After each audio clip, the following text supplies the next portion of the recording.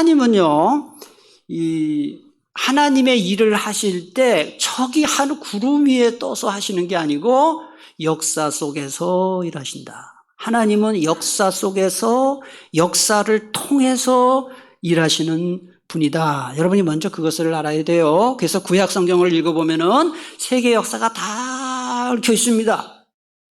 자, 하나님은 역사 속에서 또 역사를 통해서 일하시는 분.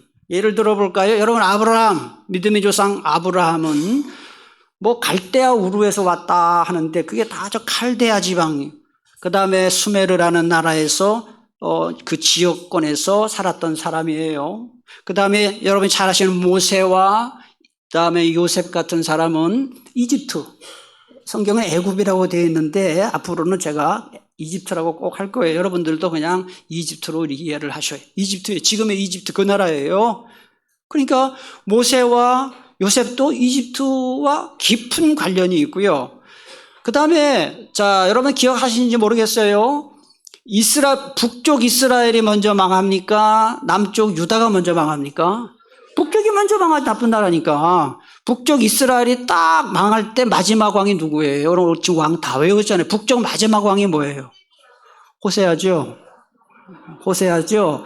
그런데 호세아가 북쪽 이스라엘이 망할 때 호세아였고 그때 남쪽은 히스기야 왕이에요. 그러니까 히스기야를 이해하려면 아수르를 이해를 해야 돼요. 아수르에 의해서 이스라엘이 망했기 때문에 그렇습니다. 그런 거 있죠. 그 다음에 여러분 다니엘 선지자. 다니엘은 어디로 포로로 끌려갔어요? 바벨론으로 끌려갔어요. 바벨론으로 포로로 끌려가가지고 오늘날에 국무총리를 했다고요. 그런데 이 다니엘은 바벨론에서만 국무총리한 게 아니라 페르시아에서도 국무총리를 했어요. 오랜 기간 동안 국무총리를 했어요. 그러니까 다니엘을 이해하려면 바벨론도 알아야 되고 페르시아에도 알아야 되고. 그 다음에 에스더라는, 여러분 에스더서가 있는데, 구약에 에스더서가 있는데, 에스더는 나중에 신분이 뭐예요? 왕비예요, 왕비. 어느 나라 왕비예요? 바사의 왕비라고 나와요. 아닥사스다의 왕이다라고 나오는데, 실제로 있었던 크세르라는 있었던 그 페르시아의 왕이라고요. 그 왕의 왕비가 바로 에스더였고요. 그 다음에 예수님은 십자가에 못 박혀 돌아가셨는데 그 십자가형은 어느 나라에서 최악의 죄수들에게 십자가형을 처했습니까? 로마예요. 그러니까 로마에 대해서 알아야 되잖아요. 그러니까 성경 전체가 이 세계 역사를 모르고서는 해석을 할 수가 없어요. 그래서 하나님은 역사 속에서 일을 하셨고 역사를 통해서 일을 하신 분이고, 그러므로 성경은 역사와 깊은 관계가 있습니다. 물론 성경이 역사책은 아니에요. 역사책은 아니지만 역사와 깊은 관련이 있기 때문에 그거를 역사적 책이다 그렇게 말할 수 있어요. 성경은 역사책은 아니에요. 분명히 성경이 무슨 역사책이 아니죠. 그러나 역사와 깊은 관련이 있는 역사적인 책입니다. 성경이 어느 날 하늘에서 갑자기 뚝 떨어진 책이 아니고요. 역사의 과정을 통해서 역사의 인물들, 역사의 언어들, 역사의 사건들을 사용해서 우리에게 주신 책입니다. 그러므로 성경의 내용을 정확히 이해하기 위해서는 성경의 배경이 되는 이 세계 역사의 흐름을 알아야 된다 하는 거예요. 무슨 역사의 흐름 알아야 된다고요? 세계 역사예요. 그걸 세계사라 그래요.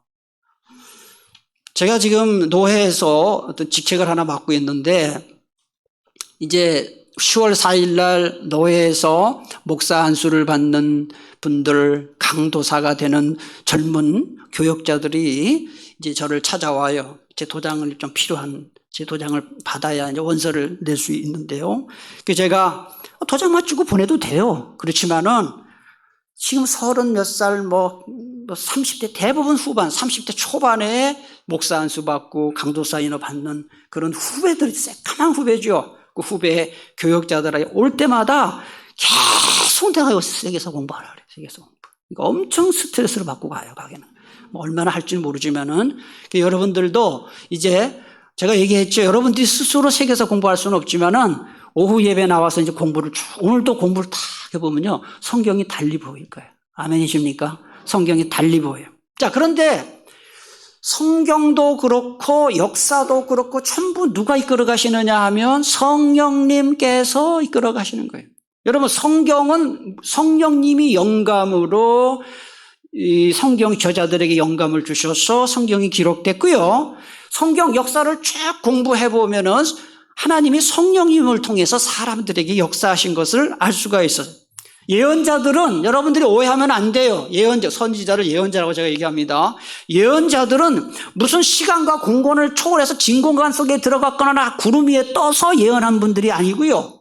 또는 세상에 뚝 떨어져서 기도원에 들어가거나 산속에 들어가서 예언서를 쓴 분들이 절대로 아니에요. 자기의 민족과 함께 시련을 받고 순환에 동참한 분들, 같이 고난받고 순환에 동참하면서 그들에게 들려주신 하나님 말씀을 전달한 사람들이다. 그러므로 예언자들과 예언서를 이해하려면 세계사를 알아야 된다. 그 당시 역사적 상황인 세계사를 알아야 된다. 자, 여러분, 제가 다시 질문할게요. 다 아는 질문이에요. 제가 몇 번 얘기했어요. 요한계시록을 알려 그러면은 무슨 제국을 알아야 됩니까? 로마 제국을 알아야 되잖아요. 요즘 제가 계시록 설교할 때마다 로마 얘기하죠. 아니, 목사님은 무슨 계시록 설교하면서 로마 얘기를 하나? 로마 제국 시대 때 기록된 말씀이기 때문에 그 이해가 안 가면은 이해가 안 되는 거예요. 그거 배경 지식을 싹 빼놓고 요한계시록을 설교를 하니까 이단이 나오는 거예요. 자꾸 영해를 하고 뭐 666이 뭐 어쩌고 뭐 14만 4천이 전부 영해를 해버리니까 문제가 되는 것입니다. 자, 그러면 역사를 구성하는 세 가지 요소가 있는데 그 세 가지 요소는 시간, 공간, 사람이에요. 자, 이걸 잘 알아두셔야 됩니다. 역사를 구성하는 3요소는 시간, 공간, 사람. 시간, 공간, 사람. 그래서 여러분들이 구약의 예언서를 이해하려고 그러면은 이스라엘 민족만 이해해서는 안 되고 주변의 민족들을 알아야 돼요. 주변의 민족들을 다 알아야 돼요. 그 대표적인 민족이 아수르 민족, 바벨론 민족, 또 블레셋 뭐 많이 있죠. 이런 민족들 사람 다 알아야 돼요. 그 다음에 공간은 이 팔레스타인 땅만 알아서는 안 되고 고대 근동 지역을 폭넓게 보아야 된다. 자, 이제 앞에 지도를 보여주셔요. 앞에 지도를 보셔요. 여러분 지금 거기에는 없어요. 앞에 보셔요. 여기 보면은 여기가 이스라엘이 여기가 이스라엘, 다시 보면 여기가 이스라엘 땅인데 보면 잘 보세요. 이스라엘 땅에서 남서쪽으로 이렇게 오면은 이게 아프리카예요. 그 다음에 애굽, 이집트가 어디냐? 여기가 이집트예요. 자, 요 부분이, 여기 보입니까 지금? 요 부분이 이집트예요. 그러니까 애굽에서 400년 종살이 했다. 가까워요. 지금도, 이집트에서 그 이스라엘까지 버스를 타고 가면 한 7시간이면 가요. 그 시나이 반도가 어디냐 하면은, 여기가 시나이 반도인데, 요 시나이 반도를 거쳐서 한 7시간 정도면은, 들어갈 수 있어요. 그러니까 여기 아프리카로도 이렇게 통할 수 있고, 그 다음에 여기가 요 파란 요게 뭐냐 하면은 지중해. 왜 지중해라고 하냐면, 요 다 땅덩어리 사이에 해가 있다 해서 지중해다 그런 거예요. 지중해. 그 앞으로 지중해라는 말이 자주 나올 것이고, 그래서 요 이스라엘은 아프리카, 이집트가 이스라엘을 거쳐서 요 위에 시리아를 거쳐서 이쪽으로 진출하는 통로가 이스라엘이에요. 그 다음에 이쪽에 가면은 이제 메소포타미아 저기 나오는데 한번 더 보세요. 자, 여기 잘 보세요. 여기 보면 다시 보면 여기가 이스라엘, 밑에는 아프리카, 그 다음에 여기는 아시아, 여기는 유럽. 그러니까 이스라엘은 세 대륙을 통과하는 교차점에 있다는 거예요. 그 다음에 여기 잘 보세요. 자, 여기가 이제 이스라엘인데요. 요 밑으로 가면은 여기가 카이로가 있고, 여기가 이제 이집트고요. 요 위에 올라가면 시리아. 이스라엘 바로 위에가 시리아 요새 난리잖아요. 시리아가 있고, 여기 레바논이 있고요. 그래서 이 지역을 레반트 지역이다. 해 뜨는 지역을 레반트라. 그렇게 얘기를 하고요. 그 다음에 오른쪽으로 가면은, 여러분 그 티그리스강, 유프라테스강, 그게 창세기 천지 창조할 때도 이 티그리스 유프라테스라는 말이 나와요. 그래서 여기 보면은 요 지역을 메소포타미아라고 하는데, 메소포타미아라는 말은 메소라는 말은 무엇 사이, 포타미아는 강이란 뜻이에요. 그러니까 메소포타미아 하면은 무슨 뜻이에요? 강 사이. 그러니까 요 유프라테스 강과 티그리스 강 사이의 이 비옥한 지역을 가리켜서 메소포타미아 지역이다. 그렇게 말을 하는 것이고요. 여기 보면 아나톨리아라고 써 있는데, 지금을 말하면은 터키 그 지역을 가리켜서 아나톨리아라는 해 뜨는 곳을 가리키는데, 옛날 이쪽이 로마거든요. 로마 사람들이 볼 때 터키는 동쪽이에요. 그래서 아나톨리아 반도라 그렇게 이야기를 했고요. 여기 잘 보시면 다시 한번 여기가 이제 이스라엘이고, 밑에가 나일강, 레반트 지역, 메소포타미아, 그 다음에 여기가 그리스, 로마 지역인데, 이쪽이 이제, 장화같이 생긴 요 지역이 로마고요. 요 오른쪽이 그리스다. 그래서 그리스 로마 문명이라 하고. 그 다음에 이게 이스라엘 지도입니다. 여기 이스라엘 지도인데요. 이스라엘 지도, 여기 지중해고요. 여기 잘 보면, 여기 무슨 길이 있죠? 해변길. 그래서 이 길 따라 쭉 해변길을 가는데, 이 해변길을 통해서 이 이집트에서 저 시리아로 해서 아나톨리아 반도로 해서 무역로가 이 해변길이에요. 그러니까 여러분, 얼마나 전쟁이 많았겠어요. 해변길로 군인들이 진출을. 그러니까 아프리카에서 아시아로 유럽까지 가려면 반드시 어느 나라를 통과해야 됩니까? 이스라엘을 통과하는. 그래서 이스라엘의 전쟁이 많았던 거고, 요 해변길 중간에 보면은 요 무깃도라고 있어요. 무깃도를 그리스로 번역하면 아마겟돈이라고 말이 바뀌어요. 그래서 아마겟돈 전쟁 이야기가 요한계시록에 나오는 거예요. 무깃도를 아마겟돈이라 한다. 그 다음에 여기 보면은 왕의 대로라고 나와요. 왕의 대로. 이 왕의 대로는 이거 다 무역로라고요. 자, 이제 조금 아까 제가 본 것은 이스라엘만 봤는데, 여기가 이집트고요. 이집트에서 시작해서 왕의 대로로 해서 쭉 올라가서 시리아로 해서 메소포타미아까지 가는. 이게 무역로고 군사도로라서 이스라엘 백성들은 이것 때문에 전쟁이 많았다 하는 거 여러분들이 이제 아시면 되겠습니다. 이제 지도는 이 정도로 보고 다시 한번 구절을 보겠습니다. 자, 여기 보면 고대 근동이라는 말은, 거기 고대 근동이라는 말은, 근동이라는 말은 가까운 동쪽이라는 뜻이에요. 그 근동이 한자로 보시면은 nearest, 가까운 동쪽인데, 이게 누가 기준이냐 하면은 로마 기준이에요. 서양 기준이에요. 서양 사람들이 볼 때 이 중동 지방이 동쪽이에요. 그래서 이 고대 근동이라는 말은 서양 위주의 이 명칭이에요. 우리로 보면 동쪽이 아니거든요. 어쨌든 고대 근동은 서양 중심의 용어인데, 오늘날에 어디에 해당된다고요? 중동 지방. 그래서 세계 문명의 발상지다 하는 거. 여러분, 세계 4대 문명이 뭐지요? 메소포타미아 문명, 그 다음에 이 인도의 인더스 문명, 그 다음에 중국의 황하 문명, 그 다음에 이집트의 나일강 문명이다. 이 4대 문명인데, 이 지역이 다 그 문명의 발상지에 속한다 하는 것을 알 수 있고, 그 다음에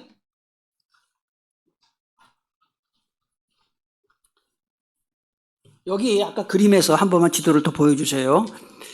여기 보면은 지도에서 여기 보면은 주 여호와께서 가라사대 이것이 곧 예루살렘이라. 그 다음에 내가 그를 누구 가운데 두었다 그랬어요? 이스라엘 주변에 전부 이방인들이죠. 이방인 가운데 두어 뭘로 둘러있게 했다 그랬어요? 이 지도를 안 보면 이게 무슨 말인지 몰라요. 이스라엘 주변에 전부 이방인들, 하나님 믿지 않는 이방인들이 열방이 다 이스라엘 둘러서 있다. 이게 그걸 염두에 둔 에스겔 5장 5절에 나오는 말씀이에요. 그래서 그거 보시고 오늘 교재를 한번 다시 보시면 다 보세요. 고대 근동 거기 보면 이 지역에 위치한 나라들은 성경 역사에서 좀 아까 읽었어요. 열방들이라고 언급돼요. 그러니까 뭐 아프리카, 그다음 메소포타미아, 그다음에 유럽, 이 사람들 전부 성경에서 볼 때는 열방들 이렇게 언급되어 있고, 그중에 메소포타미아와 시리아와 팔레스타인 등지를 가리켜서 비옥한 초승달 지역이다. 초승달처럼 아까 생겼기 때문에 비옥한 초승달 지역이다. 그렇게 말을 하는 거예요. 그래서 이 팔레스타인은 지정학적으로 볼 때 아프리카에서 시리아와 아시리아와 그다음에 바벨론까지 쭉 올라가는 그 도로에 있기 때문에 가장 중요한 교차로에 있기 때문에 그 두 길이 항상 전쟁터가 됐다. 그래서 자, 제가 맨 처음에 길을 두 개를 가르쳐 드렸어요. 다시 한번 설명해 볼게요. 해변으로 쭉 올라가는 길을 무슨 길이라 그랬어요? 해변길이에요.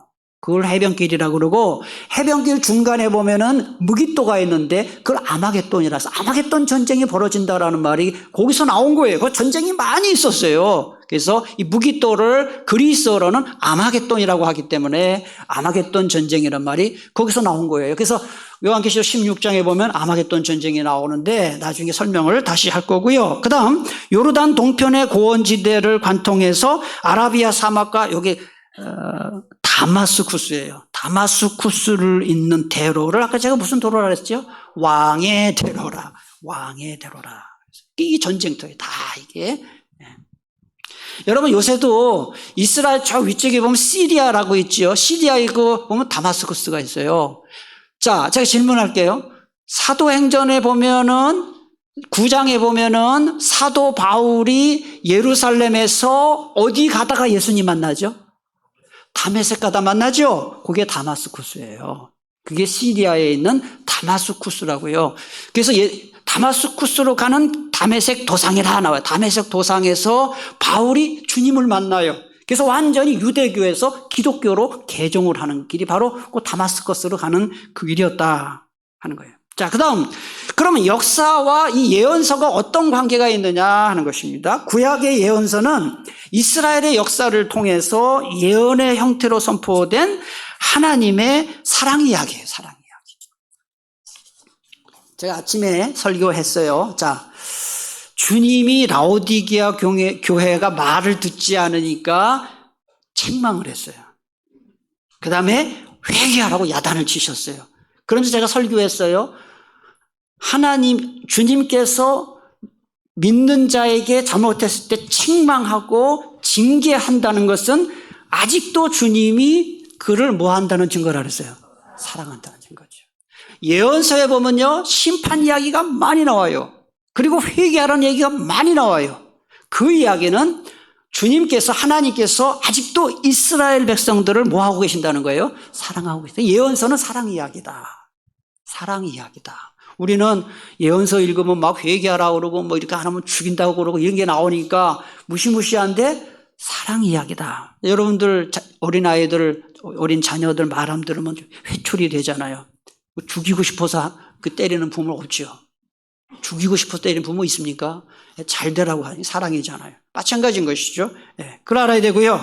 그 다음에 이 고대 근동중이 전부 강대국이에요. 강대국에서 이스라엘 백성들이 끝까지 살아남을 수 있었던 것은 하나님을 믿는 신앙 때문이에요. 자, 그 다음에 하나님은 아수르 왕 살마네스를 도구로 삼아서 북이스라엘을 심판하시죠. 자, 아수르 왕의, 자, 아까, 지난번에 말씀드렸는데 몇 년도에 북쪽이 망했죠?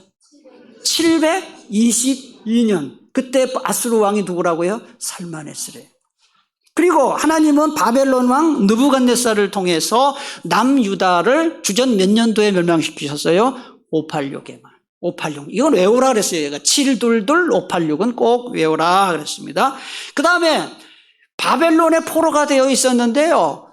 페르시아의 고레스를 통해서요. 고레스를 통해서 바벨론을 멸망시키고 이스라엘 백성들을 고국으로 돌아가게 만들었다 하는 거예요.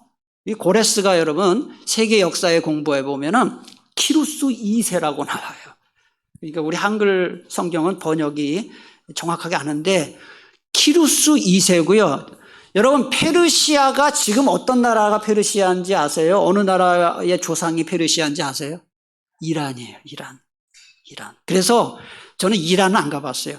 이란에 가면은 우리나라 그 국민들이 가장 존경하는 그 위인이 누구 두 명이죠. 이순신 장군하고 세종대왕이잖아요. 물론 요새는 신사임당이 더 인기가 좋지만은, 그렇죠. 요새 신사임당 인기가 더 좋아요. 그죠? 5만 원짜리 생겨가지고. 근데 어쨌든 우리나라가 세종대왕 이순신을 만약에 욕하는 사람이 있으면 가만 안 놔둬요. 마찬가지로 지금도 이란에 가면은 가정마다 이 초상화를 붙여놨는데 그 누구 초상화 붙여놨느냐? 키루스 2세를 붙여놔요. 그게 고레스예요.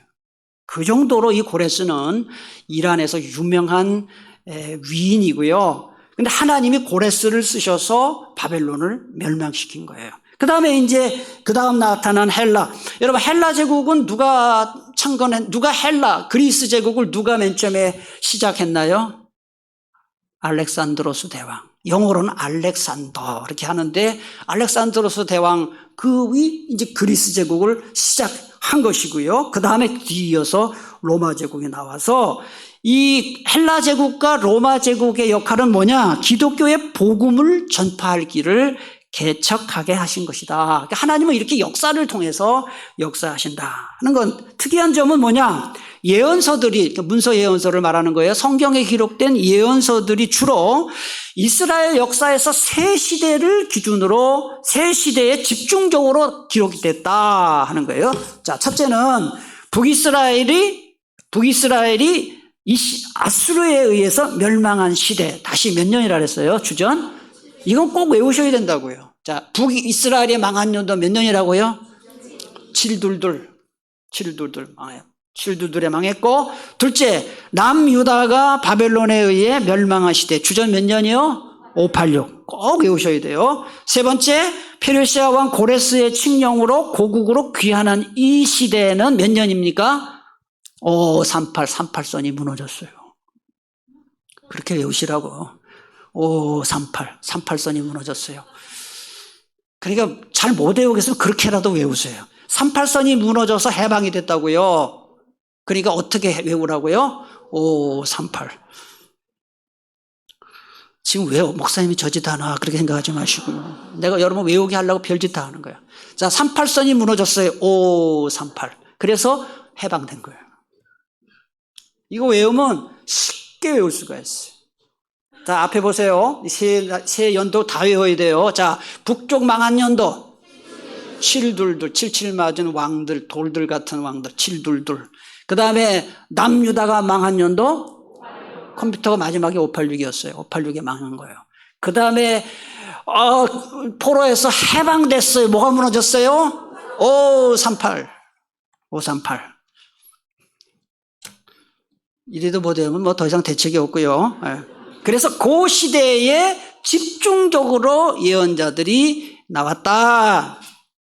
자, 그 다음에 이제 본격적으로 예언자들을 공부하기 전에 이 예언자들이 도대체 어느 시대에 예언을 했지? 그걸 알아야 되는 거잖아요. 네. 그래서, 자, 그럼 크게 6가지 시대인데, 아시리아 통치기 주전 722년, 그 다음에 바벨론 통치기 주전 586년부터 페르시아 통치기 주전 539년부터, 자, 페르시아는 누가 그 왕조를 시작했다고 아까 제가 말씀을 드렸는데요. 고자인데요.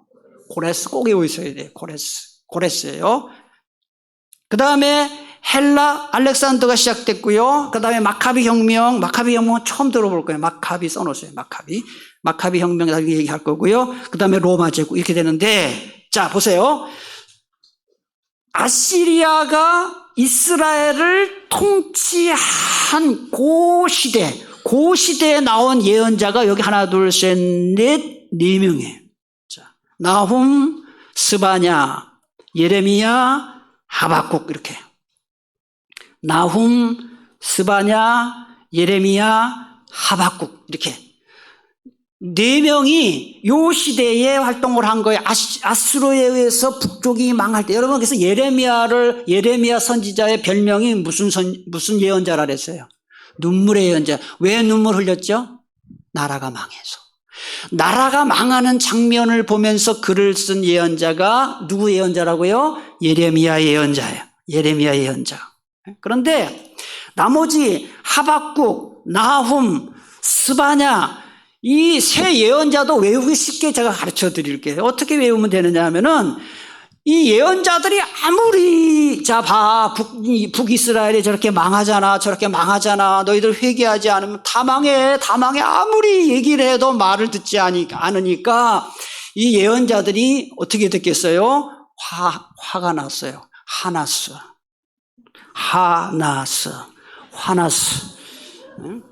예언자들이 화가 났어요. 화나스. 하박국, 나훔, 스바냐. 이래도 무슨 뜻인지 못 알아들으면 안 되겠죠. 화나스. 아시겠죠? 그러니까 북쪽이 망했는데 722년에 망하는데도 계속 얘기를 해도 말을 안 들어서 이 예언자들이 뭐가 났다고요? 하나스. 그렇게 외우셔요. 지금 외워도 안 잊어버릴, 외울 수 있을지 모르지만 어쨌든 이게 세트로 외우시라고요. 예레미야 예언자는 눈물의 예언자가 다 안단 말이죠. 그래서 이 4명이 아수르의 통치기에 주로 기록했다. 그래서 눈물의 예언자 예레미야와 그 다음에 3명이 뭐가 났다고요? 하나스. 하박국, 나훔, 스바냐. 그 시대의 예언자들이다 하는 거예요. 그 다음에 바벨론 포로 가서 예언한 사람들이 보통은 이제 2명, 3명, 에스겔, 오바댜, 나중에 보면 이제 다니엘도 나오는데 다니엘에 대해서는 여러 가지 학설이 있지만 어쨌든 여기 지금 빠졌어요. 바벨론 통치기 하나. 다니엘도 그냥 적어 놓으셔요. 그래서 에스겔, 다니엘, 오바댜 이렇게 좀 보면 되고, 그 다음에 페르시아 통치기. 페르시아 나라가 고레스가 와서 한 가장 큰 일, 페르시아의 고레스 왕이 이스라엘을 위해서 한 가장 큰 일, 뭐 했다고요? 포로에서 해방시켰어요. 그래서 뭐가 무너졌다고요? 538선이 무너졌다. 538이에요. 539는 페르시아가 시작한 거고 귀환 간 게 538이에요. 그러니까 538로 외우는 게 좋겠고요. 그 다음에 그 시절에 예언한 사람이 여러분 구약성경 맨 끝에 3명이에요. 누구예요? 학개, 스가랴, 말라기. 그렇게 외우면 돼요. 맨 끝에 3명이 포로 이후의 예언자예요. 학개, 스가랴, 말라기. 학개, 스가랴, 말라기고요. 이 시대를 잘 설명해주는 역사를 설명해주는 역사서는 에스라, 느헤미야, 에스더, 스누에, 에스라, 느헤미야, 에스더와 함께 짝으로 읽어야 돼. 이 3권은요. 에스라, 느헤미야, 에스더, 그게 역사서거든요. 그 시대의 역사를 기록하고 있고, 맨 끝에 학개, 스가랴, 말라기 이 예언자들이 바로 포로 귀환 이후에 그 시대를 예언하고 있다 하는 것입니다. 그 다음에 헬라, 그리스 통치기 쭉 보시고요. 나중에 설명할 거고요. 5번째 마카비 설명할 거고요. 6번째 로마적. 그 다음에 이제 조금 아까는 5대 제국과 관련해서 예언자들을 얘기했고, 그 다음에 이번에 시대에 따라서 9세기, 8세기, 7세기, 그 다음에 6세기와 5세기 나눠서 보면은, 자, 여러분 제가 먼저 질문할게요. 예수님 오신 이후를 생각해 봅시다. 1세기는 몇 년부터 몇 년까지가 1세기예요? 1세기가 몇 년입니까? 100년이에요. 그래서 1세기 그러면 몇 년부터 몇 년까지를 1세기로 잡습니까? 1년부터 99년까지예요. 그게 1세기라 그래요. 2세기에 하면 100년부터 199년까지. 보통 그렇게 해요. 그러니까 여기는 주전이에요. 여기 나오는 9세기라는 주전 9세기니까 주전 801년부터 주전 899년까지 그렇게 아시고 여러분들이 하시면 되겠습니다. 여기 보면은 9세기의 예언자들 초기 아시리아, 아수르 시대 쭉 있고 엘리야, 엘리사 쭉 있고요. 여러분 아합 왕 때 북쪽 이스라엘에서 가장 악한 왕이 누구라 그랬어요?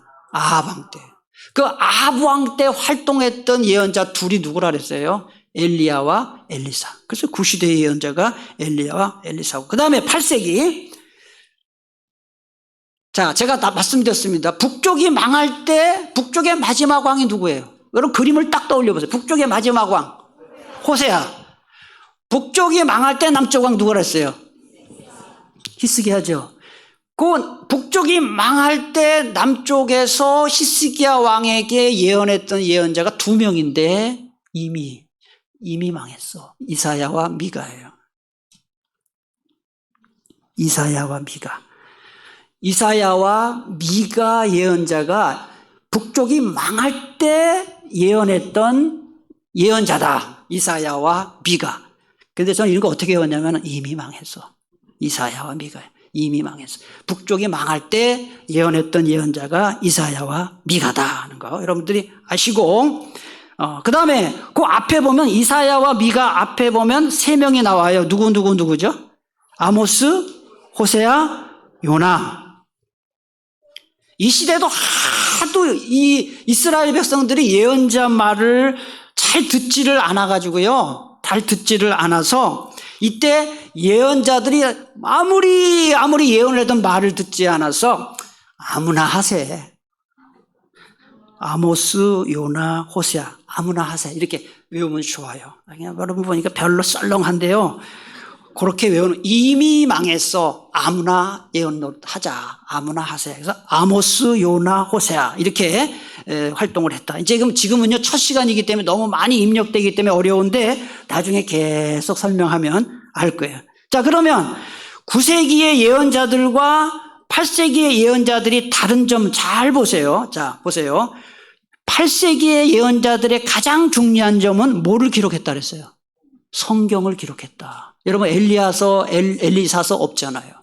그런데 8세기에 들어서서 여기 보면 아모스, 호세야, 요나, 이사야, 미가 전부 예언서가 있잖아요. 그래서 9세기와 다른 점은 8세기 예언자들은 뭐를 기록했다고요? 성경을.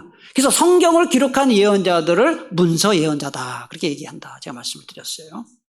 그리고 9세기 예언자들은 엘리야나 엘리사 같은 9세기 예언자들은 주로 당대의 문제만 주로 이렇게 취급을 했는데 8세기 예언자들은요, 이 국제 관계에 대해서 많이 예언을 하고요. 그 다음에 앞으로 오신 메시아에 대해서 종말론적 회복을 예언했다는 거. 그 다음에 세 번째, 7세기 예언자들.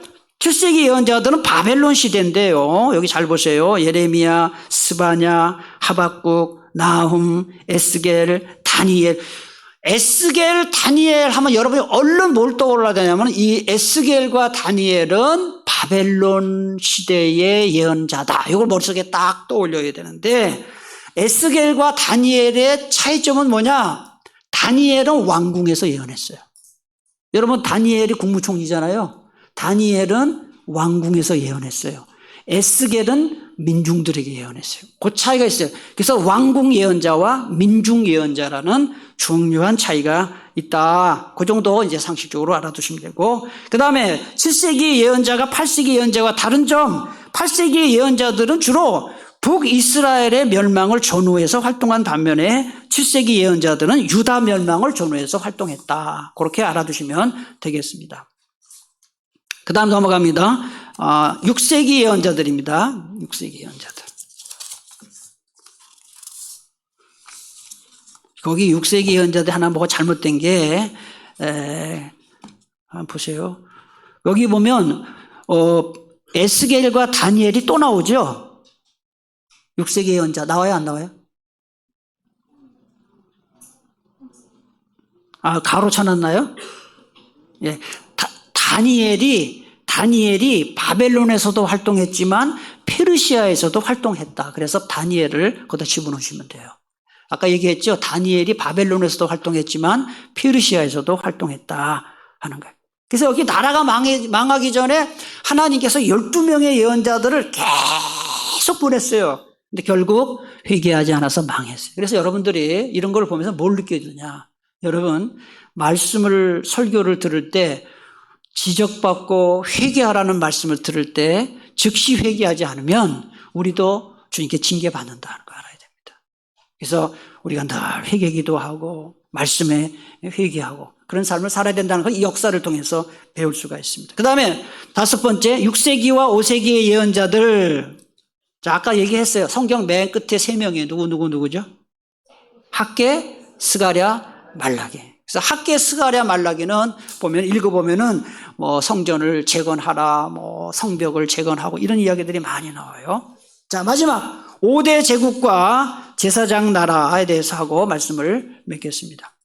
자, 구약 성경은 5대 제국과 관련이 있다. 제가 몇 번 말씀드렸는데 5대 제국을 꼭 외우시라 그랬습니다. 아빠페엘로입니다. 자, 한번 따라합시다. 아빠페엘로.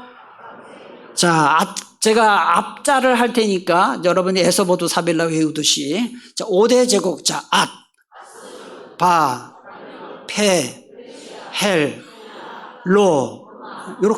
이렇게 그 순서대로 이스라엘과 계속 연관이 있다 하는 거. 자, 그럼 여러분 다시 한번 저를 보셔요. 자, 아빠펠로가 자, 아수르와 이스라엘은 어떤 가장 중요한 관계가 있느냐 하면은 아수르가 어느 나라를 멸망시켰어요?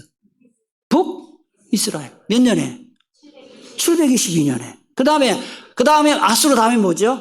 바벨론이 어느 나라 멸망시켰어요? 남유다. 몇 년에 망했어요? 586에 망해. 그 다음에 페르시아의 고레스 왕이 이스라엘 해방, 귀국해도 돼. 몇 년이에요? 538.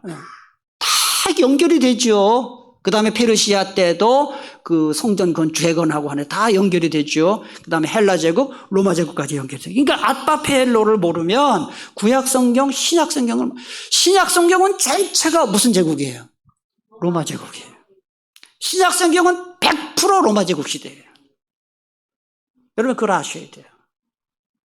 로마 제국이 몇 년까지 가는지 아세요? 로마 제국이 동로마와 서로마로 갈라지게 되는데 동로마와 서로마로 나중에 395년에 갈라지는데 이 서로마는 476년에 망하고 동로마는 1453년에 망해요. 그러니까 예수님 시대 이후에도 1500년이 간 거예요. 로마가. 그러니까 로마 역사를 모르면 이 세계 역사는 알 수가 없다. 그러니까 아빠페헬로를 외워야 된다. 다시 한번 따라합시다. 아빠페헬로. 아시 뭐라고요? 바, 페, 헬, 로. 난예배만 나오는 분들한테 아빠페헬로 물어봐요. 물어보시라고. 100% 몰라요. 오후 예배 나오면 여러분들이 앞으로 성경 박사도 되고 세계사 박사도 될 거예요. 그러니까 애들도 데리고 나오세요. 공부 열심히 좀 하시면 좋겠어요. 자, 그 다음에 보면은 5대 제국이라고 했는데 제국이 뭐냐? 엠파이어라고 하죠. 엠파이어, 이 제국이 뭐냐? 다른 민족을 통제하는 정치 체계를 말하는 거예요. 다른 나라를, 다른 민족을. 제국주의, 임페리얼리즘이 뭐냐? 한 국가가 다른 국가를 정치, 경제, 문화적으로 지배하려고 시도하거나 실제로 지배하는 상태. 그래서 우리나라 36년 동안 어디에게 통치당했습니까? 일제라고 그랬잖아요. 일본 제국주의예요. 일제라고 하잖아요. 그 제국이라는 뜻이에요. 일본 제국주의예요. 다른 나라를 못 살게 보는 것이죠. 그래서 옛날에는 군사력으로 제국을 건설했고요. 요즘은 군사력만 아니라 더 중요한 것은 경제력입니다. 그래서 지금 세계 G2가 세계 경제를 쥐락펴락하는 나라가 두 나라 G2예요. 어느 나라와 어느 나라예요? 미국과 중국이잖아요. 이 제국이에요. 여러분 지금 중국 같은 나라예요. 동남아시아 가봐요. 중국 사람들 안 들어간 데 없어요. 말레이시아, 필리핀, 중국 사람들은 심지어는 미국이 중국을 지금 저렇게 막 견제하고 난리를 치는데 미국 슈퍼마켓이나 대형 마트에 가봐야 이 일상용품이 다 중국산이에요. 우리나라도 중국산 무지 많아요. 중국 음식도 많고 이렇게 자파 같은 거 다 중국 메이드 인 차이나라고 써 있어요. 대부분 그래요. 중국이 이게 경제력으로 제국을 지금 만들고 미국도 마찬가지고요. 그러니까 옛날에는 이 군사력으로 제국을 했고 이제는 경제력으로 제국을 하는데 중요한 건 뭐냐? 제국의 통치자들이 보면 역사를 공부해 보면 다 교만을 떨어요. 그래가지고 옛날에 일본 천황을 자기가 신이라 그랬다고. 자기가 가미사마라고 그랬어요. 자기가 가미사마라고. 그래가지고 천황 숭배하고. 제가 일본의 선교에 대해서 관심을 많이 가진 이유 중에 하나가 오래전에 이래 1993년에 제가 일본에 처음 갔어요. 도쿄에 갔을 때 도쿄타워가 있어요. 남산타워처럼. 도쿄타워에 올라갔는데 제가 깜짝 놀랐던 게 뭐냐 하면은 도쿄타워에 올라가서 봤더니 젊은 30대 남자 여자, 아주 멋있게 차려입은 남자 여자가 저 황궁을 향해서 절을 하더라고요. 내가 그냥 큰 충격을 받았어요. 야, 이렇게 똑똑한 사람들이, 젊은 사람들이, 야, 일본의 이 황제는 이게 신이구나. 그래서 제가 일본 선교에 그때부터 관심을 갖게 됐어요. 그러니까 일본 이 제국주의의 왕은 이게 신이에요. 신, 사람이 아니라. 그 다음에 여러분 로마 황제에서 황제 숭배를 했잖아요. 그러니까 제국주의는 다 자기를 신격화한다. 그 얘기인데 우리 하나님은 요거에 차이가 나는 거예요. 아브라함을 부르시고요. 아브라함을 통해 민족을 만드시고 그 민족을 통해 모든 민족이 복을 받게 하겠다. 그게 완전 차이 나는 거예요. 창세기 한번 다 찾아보세요. 창세기 12장.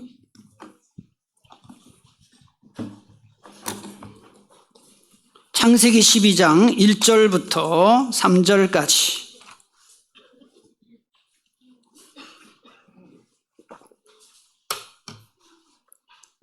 함께 봉독합니다. 시작. 여호와께서 아브라함에게 이르시되 너는 너의 고향과 친척과 아버지의 집을 떠나 내가 네게 보여줄 땅으로 가라.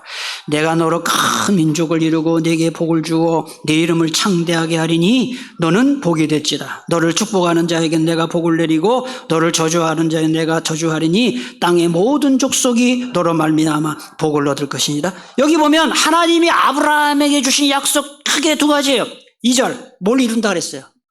큰 민족을 이루고, 그 다음에는, 3절 끝에 보니까 땅의 모든 족속은 모든 민족, 모든 세계에 말하는 거예요. 모든 세계 민족이 다 너로 말미암아 뭐를 얻게 한다 그랬어요. 그래서 복의 통로가 될 것이다.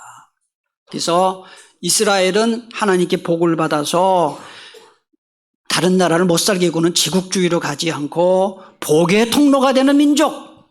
그게 바로 제사장 나라예요.